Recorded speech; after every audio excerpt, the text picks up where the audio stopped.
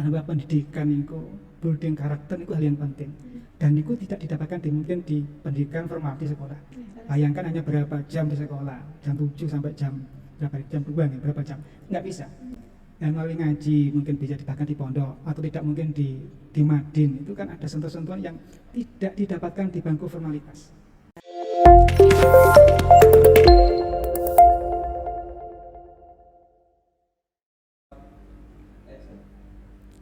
Bismillahirrahmanirrahim. Assalamualaikum warahmatullahi wabarakatuh.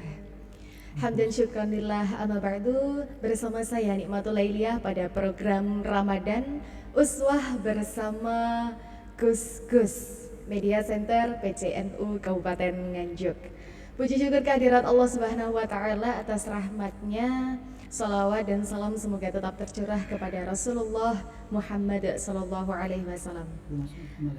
Baik pemirsa, senang sekali pada kesempatan kali ini kita kedatangan narasumber yang sangat istimewa sekali ya, bersama Gus Atung. Assalamualaikum Gus. Waalaikumsalam warahmatullahi wabarakatuh. Pripun Gus ini kabarnya? Alhamdulillah sehat, diberi kelancaran. Alhamdulillah. Kita masih berjumpa di bulan Ramadan. Alhamdulillah. Alhamdulillah rabbil alamin. Baik pemirsa dan juga Gus, ini pada kesempatan kali ini kita akan membahas mengenai membangun motivasi untuk mengaji, khususnya para pemuda ini Gus. Ini gimana ini caranya? Mengingat pada zaman sekarang ini, per hari ini para pemuda itu pripun nggih kehilangan semangat untuk mengaji. Nah, ini bagaimana cara membangun semangat tersebut? Monggo. Terima kasih Mbak Nikmah. Jadi memang karena mungkin zamannya Mbak Nikmah ya. Jadi seperti ini, dunia juga berubah, digitalisasi juga berubah. Kita kan sering mendapatkan sesuatu hal yang cepat, informasi cepat, TikTok yang ada di benua Amerika, kemudian sampai di sini langsung sekian hitungan menit bahkan detik. Bahkan juga tayangan-tayangan yang luar biasa sangat mempengaruhi pemikiran dari pemuda, dari remaja. Maka kita sebagai nahdien terutama santri juga tentu bagaimana tetap, meskipun bagaimana kondisinya kan zaman tentu berubah Mbak Lima, maka kita tetap punya motivasi kuat bagaimana untuk mendapatkan ilmu yang telah lama kemudian ini menjadi hal yang kemudian sudah dijadikan program atau mungkin juga kegiatan oleh kiai yang sepuh. Artinya motivasi kita adalah kita sebagai pengikut, sebagai santri katakanlah, jangan sampai lepas dengan qurtul kiai, jangan sampai lepas dengan sanad. Kalau mungkin nasabnya mungkin tidak biasa, tapi kita jangan sampai lepas dari sisi sanad. Nah ini kemudian keterikatan kita, emosi kita dengan sesepuh dulu, ini mungkin yang bisa memberikan motivasi kita. Ini yang pertama. Yang kedua juga yang paling penting, bahwa motivasi kita itu ada bagaimana bahwa pendidikan itu building karakter itu hal yang penting, dan itu tidak didapatkan mungkin di pendidikan formal di sekolah. Bayangkan hanya berapa jam di sekolah, jam 7 sampai jam berapa, jam 2 nih, berapa jam, nggak bisa. Dan melalui ngaji mungkin bisa didapatkan di pondok, atau tidak mungkin di madin, itu kan ada sentuhan-sentuhan yang tidak didapatkan di bangku formalitas. Nah, karakter ini yang perlu dibutuhkan. Juga banyak yang ketika di sekolah Mbak Nima, saya juga kebetulan meskipun saya di dunia pesantren, tapi latar belakang saya kan dari umum ini yang saya bongkar. Saya dari SMP dulu alumni, bahkan dari Semangkar juga. Oh iya, betul. Dari Semangkar. Tapi alhamdulillahnya begini, saya bisa membandingkan. Dan setelah itu saya di pondok, itu bagaimana teman-teman yang tidak latar belakang kemudian tidak dengan ngaji, yang biasa hanya sekolah-sekolah, kemudian belajar, kemudian bermain, yang penting kalau di sekolah bagaimana bisa juara 1. Itu yang ketika di kehidupan itu mereka juga tidak bingung. Berarti beda dengan anak-anak yang mungkin di ngaji, mungkin ilmunya tidak seberapa, ilmu kan bisa didapatkan di YouTube, di podcast, tapi untuk bagaimana ngaji niku bisa dekat dengan pengasuhnya, dengan gurunya. Jadi langsung. Jadi ilmu, terutama ilmu agama, kalau menurut pandangan kita ya, sebagai nahi, tidak hanya ilmunya tapi juga bagaimana menyambung emosi, menyambung kemudian kultur budaya dengan guru ngaji kita. Ini yang paling penting. Sangat keilmuan, Sangat keilmuan, tidak hanya ilmuwan tapi juga karakternya yang paling penting. Maka ini kalau kita sudah merasa seperti itu, insya Allah kita akan motivasi. Niku yang dua, niku yang mungkin yang paling penting. Jadi sangat keilmuan, kemudian bagaimana sadar bahwasanya ngaji itu penting untuk membangun karakter yang tidak ditemukan dalam dunia formalitas pendidikan yang lainnya. Nah, kadang dari teman-teman itu kalangan anak muda sendiri kan pripun nggih, merasa terpaksa nih. Biar ikhlas itu gimana, Gus? Ikhlas itu mungkin juga proses, nggak langsung langsung ikhlas, tidak bisa. Awalnya pun tidak ikhlas. Ada tuntunan harus hadir, harus di absen mungkin. Dari situ mungkin ikhlas. Tapi yang paling penting juga dari sisi anaknya. Tadi kan anaknya. Tapi juga dari sisi nyuwun sewu pengasuh, dari sisi guru seperti saya itu juga harus bisa melihat bagaimana mungkin kita bisa menggait anak-anak muda, tapi sistemnya tetap klasik begitu, monoton, kan ya?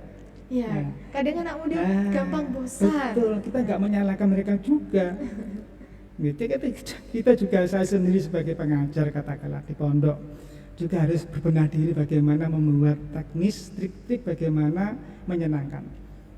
Jadi tidak salah mutlak dari mereka. Kita sebagai katakan guru pengajar juga harus berubah, karena message-nya juga berubah, maka zaman juga berubah.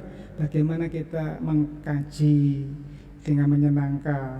Kalau dulu mungkin ngaji seperti itu secara makna tekstual, tapi kita juga mengaji sekarang, saya sering Mbak Dima ngaji itu dengan contoh-contoh yang relevan sekarang ini.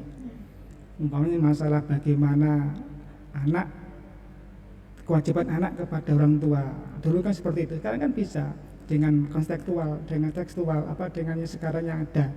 Kita bisa mengaji bagaimana masalah kewajiban puasa dengan sekarang yang kekinian. Ya mereka alhamdulillah dengan itu semakin banyak. Kita juga melihat fenomena yang banyak di Nganjuk juga, anak-anak yang dulu mungkin nggak kenal dengan sholawat tapi dengan bentuk majelis sholawatan. Yang ada niku tertariknya luar biasa. Menjamur ya. Betul, niku juga sisi lain juga alhamdulillah nggih. Nah niki yang dikatakan sholawat yang dulu seperti klasik, jelahi lah bahasa kita itu. Tapi dengan bentuk seperti itu, bahkan ada interaktif, dia beri pertanyaan. Itu luar biasa. Jadi semestinya juga sebagai guru, sebagai pengelola pendidikan juga seperti itu, harus berubah dan berbenah. Punya kiat-kiat yang sehingga maka niku bisa nyambung dengan gelombangnya anak. Bayangkan kalau ketika gurunya niku masih tepo dulu, kemudian anaknya yang sekarang kan nggak nyambung. Nah ini yang kadang-kadang anak kemudian bosan dan kemudian dia tentunya akan putus. Ya, berkaitan dengan bosan, kalau dari panjenengan sendiri, untuk metode-metode biar mereka nggak bosan sendiri itu pripun?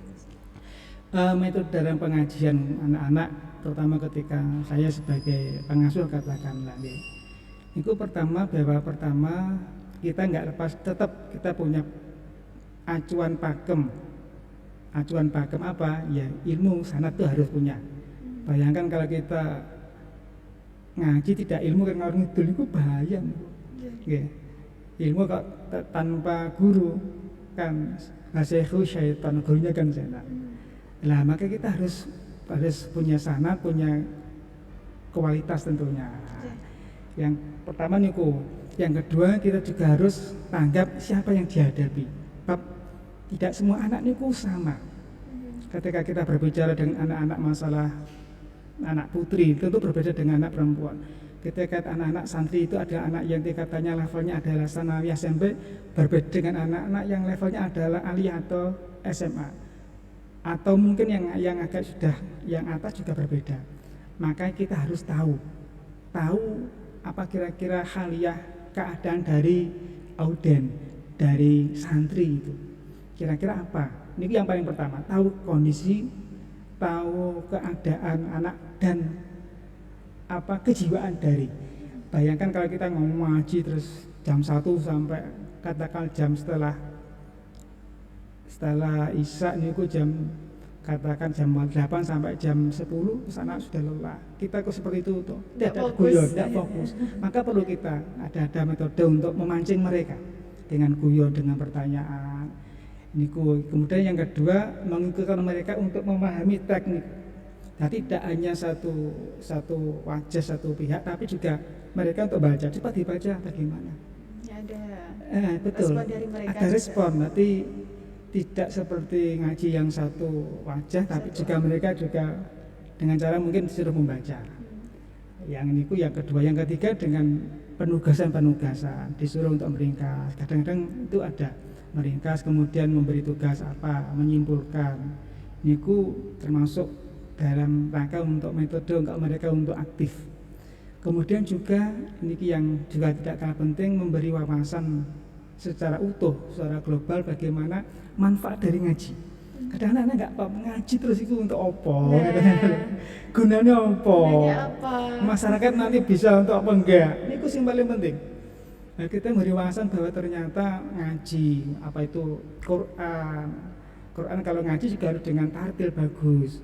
Itu nanti di samping meski tetap kalau kita berbicara pahala tetap ada pahalanya, tapi juga harus ada pahala-pahala yang keduniaan. Artinya ini yang menarik mereka. Yang saya ceritakan ada anak santri itu hanya bahkan mereka dia itu dari timur dulu. Dari mu'alaf di sini. Dan orang tuanya sudah memutus ngelawak. Terus dia itu hanya setahun 2 tahun ngaji. Dan itu hanya Quran. 3 tahun kemudian ke Surabaya kuliah itu ada itu. Dan dengan hanya Quran saja itu bisa untuk menghidupi dalam tanda petik gitu. Kemudian hafalan gitu. Bukan, masih biasa. Jadi diundang Ustadz panggilan ya. Masya Allah. Untuk mengajar privat ngajar. Itu Masya Allah katanya itu sudah 100.000 dan artinya bisa untuk menghidupi mereka untuk sekolah, untuk kuliah. Lagi hal yang begini yang perlu disampaikan. Tidak hanya kemudian impian, nanti betul ganjaran ikhlas, tapi juga hal manfaat yang dirasakan langsung. Seperti itu. Ngaji Quran juga demikian. Bagaimana kalau menghafalkan Quran, kemudian bisa memberi nuansa ke masjid yang lainnya, bisa ikut lomba. Sekarang kan banyak, bahkan negara kita, pemerintahan kita juga memberikan pelayanan atau yang luar biasa. Ada lomba-lomba kitab juga ada lomba kitab. Dulu kan mungkin MTQ ya, kan sudah umum. Sekarang kan ada baca kitab. Nah ini kan tentu hal yang mereka juga namanya anak muda ingin tampil, mengekspresikan kemampuannya ngaji kitab, kemudian mendapatkan sesuatu gift apa-apa, itu kan hal yang luar biasa. Ini yang termasuk metode-metode itu. Sebagai bentuk apresiasi mereka. Apresiasi mereka agar tetap semangat. Kompetisi betul, itu ya. Betul. Tadi kita tahu berarti dari pendidiknya sendiri atau guru betul. Itu harus tahu keadaan anak, ngoten nggih. Betul. Terus yang selanjutnya tadi dari anak sendiri itu harus sadar bahwa ngaji itu sangat penting bagi mereka. Betul, ya. Selain untuk menggapai akhirat, tentunya nanti insya Allah dunia juga akan ikut. Betul. Dan dari guru sendiri harus bisa menyadarkan, ngoten nggih Gus, bahwasanya ngaji ini nggak hanya untuk akhirat tok, ngoten, juga berguna di masyarakat. Karena ngeten Gus, saya juga di masyarakat itu memang anak-anak yang backgroundnya dari sekolah, entah itu sanawiyah maupun aliyah, yang memang sekolahnya itu Islam, itu pasti dipandang di masyarakat. Ayo Mbak mimpin misal dibaan seperti itu. Nanti yang cowok juga mimpin tahlil, itu pasti dipandang sama. Artinya sama itu pripun nggih? Sama kamu ini bisa gitu, dianggap bisa. Nah, kalau menurut panjenengan sendiri gimana? Ini membutuhkan bahwa anak-anak yang ngaji baik di pondok atau di yang lain di Madin yang di masyarakat itu sama saja betapa memang manfaat, dan itu kan sering disampaikan khairunas Indallah anfa'u minnas. Jadi sebagus-bagus manusia di sisi Allah adalah orang yang memberikan manfaat. Lah kemanfaatan itu kan dari mana kalau tidak dari ngaji? Semakin kita mampu ngaji apa kitab, mungkin juga kitab, juga Quran, juga kemampuan yang lainnya, maka kita ada celah-celah kita semakin banyak untuk memberikan manfaat. Dan kalau kita mungkin kalau tidak ngaji dan apa ya, sekarang juga masyarakat sudah berubah, manusia juga berubah. Jadi masyarakat juga berubah, buktinya madrasah-madrasah, lembaga pendidikan yang madrasah itu kan menjamur banyak sekali. Sehingga madrasah yang sekolah yang umum itu kan juga sekarang kan kelimpungan. Nah, ini kan juga tantangan bagi mereka. Nah, kita alhamdulillah di masyarakat istilahnya sudah sadar betapa sekarang tantangannya besar. Saya banyak wali santri niku yang Gus, anak kula penting ngaji niku napa supaya ben selamat, supaya mboten urusan bisa dadi nafsu, yang penting selamat sakniki lho medeni. Jadi anak kula niku ning omah niku HP terus sumpek. Jadi memondokkan itu dalam mereka itu betul apa-apa. Anak kula niku ben kula sapih ben mboten HP. Dan itu banyak sekali. Nah, ini sisi lain bagaimana ngaji terutama di mondok juga niku agar kita tidak terserang penyakit-penyakit yang seperti itu. Insyaallah alhamdulillah ya. Berarti para orang tua sudah sadar nggih. Sadar betul nggih. Dan ini fenomena nih masyarakat. Alhamdulillah, mungkin itu Gus bisa memberikan pesan bagi teman-teman para muda-mudi bagaimana tetap semangat apalagi di bulan Ramadan ini kita sama-sama fastabiqul khairat ngaten. Amin. Terima kasih Mbak Nima, mungkin kita semua diberi kesehatan, kita semua anak-anak kita, teman-teman kita diberi semangat betul bagaimana untuk kita berjuang, termasuk kita mencari ilmu, mengembangkan ilmu dan sehingga nanti bisa memberikan kemanfaatan di masyarakat. Terima kasih. Terima kasih banyak. Itu dia pemirsa bincang-bincang saya bersama Gus Agung pada program Uswah bersama Gus-Gus. Saya Nikmatul Lailiyah pamit undur diri bersama tim Media Center PCNU Kabupaten Nganjuk. Terima kasih. Wallahul muwaffiq ila aqwamit thoriq. Wassalamualaikum warahmatullahi wabarakatuh.